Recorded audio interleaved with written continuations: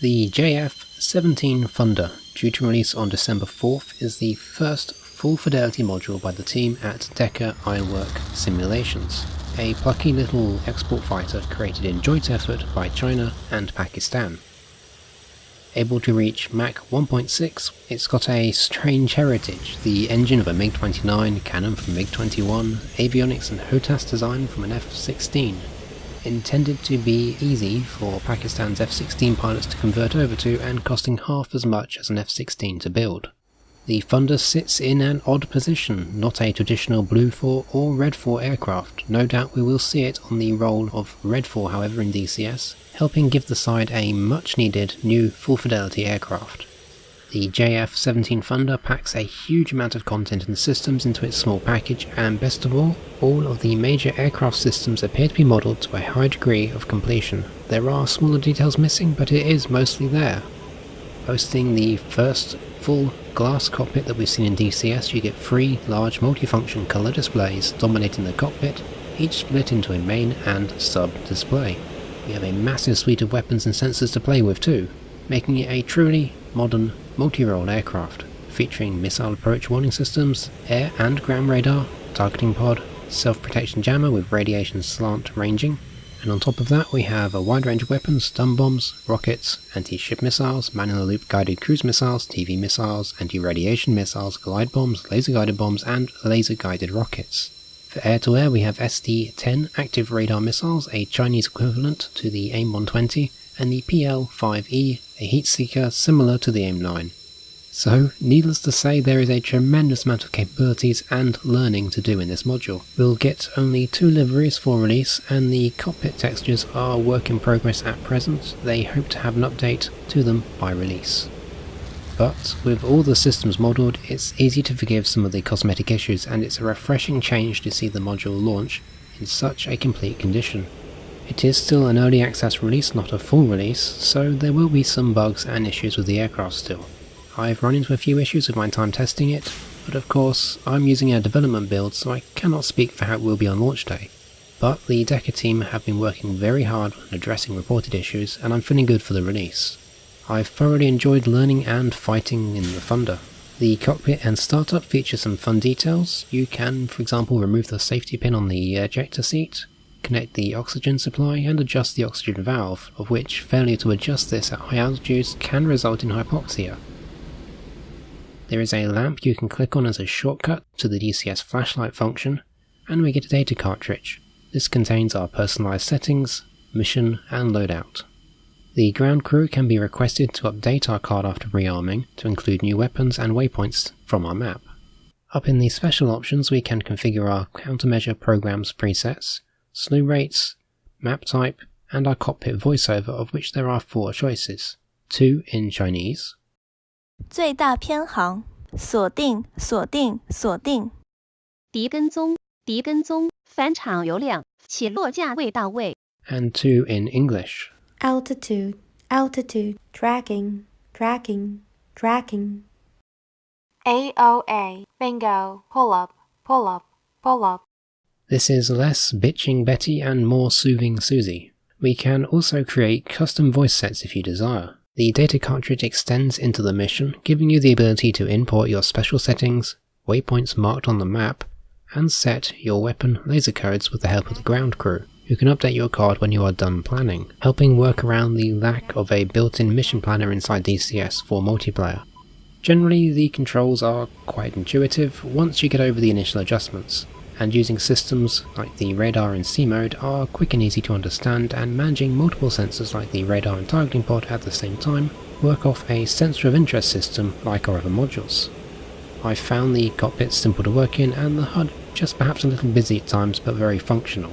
HOTAS interaction is mostly good, but you will still have to press on-screen buttons fairly often to change menus. However, changing the master mode automatically configures some preset pages based on the mode for ease of access, which I find very handy.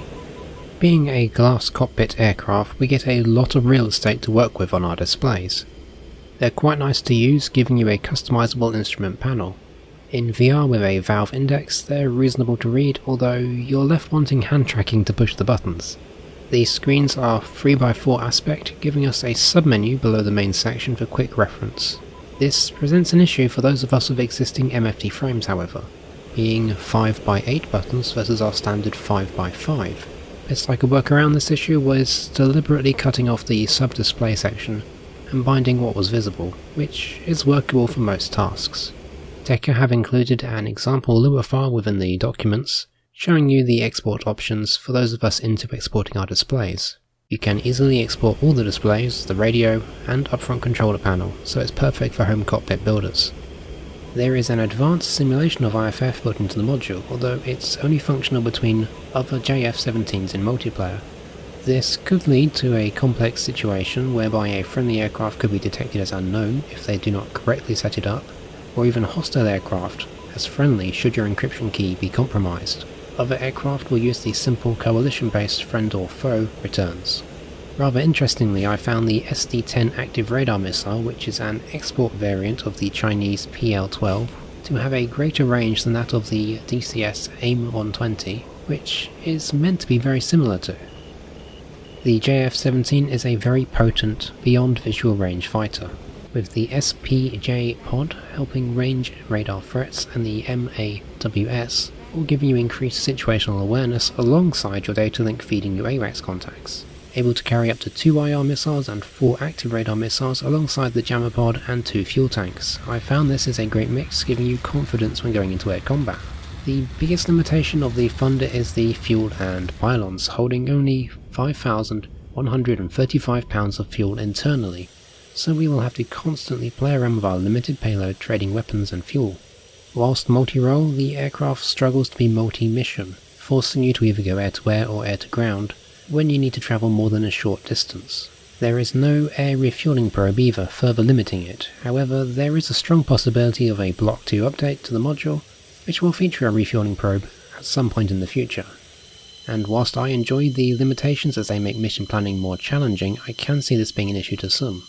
The man-in-the-loop CM802AGK cruise missile is a favourite weapon, giving you a long-range missile which can follow a flight plan, where you can provide terminal guidance with an onboard camera. For something a little closer and personal though, the BRM-1 laser-guided 90mm rockets are the Thunder's answer to the pylon limitations. And these are awesome. They're 16 rockets in a single pod on a single pylon, with enough punch to knock out an Abrams tank. I think this will probably become the bread and butter of any JF-17 ground attack mission, allowing you to carry significant payload. They're comparable to the Vickers missiles you'll find on the Ka-50 or Sukhoi 25T, making it a really deadly weapon against anything without a radar SAM defense. You could field as many as 64 of these, but you'll run out of fuel long before you can use them all. Defensively, we get only 36 chaff and 32 flares by default, but it does have a trick up its sleeve, the Missile Approach Warning System. This is coupled with the Radar Warning Receiver set. There are sensors able to detect missiles behind our aircraft and will give you information regarding IR and radar missiles to help you evade. The experience with VR has been very positive. I've been using a Valve Index headset and found it easy to read all the text on the displays and HUD, although sometimes I feel the need to zoom in on them for a little extra clarity, especially when searching for targets on the radar or targeting pod. The cockpit feels right, with no obvious scale issues. It works and performs well.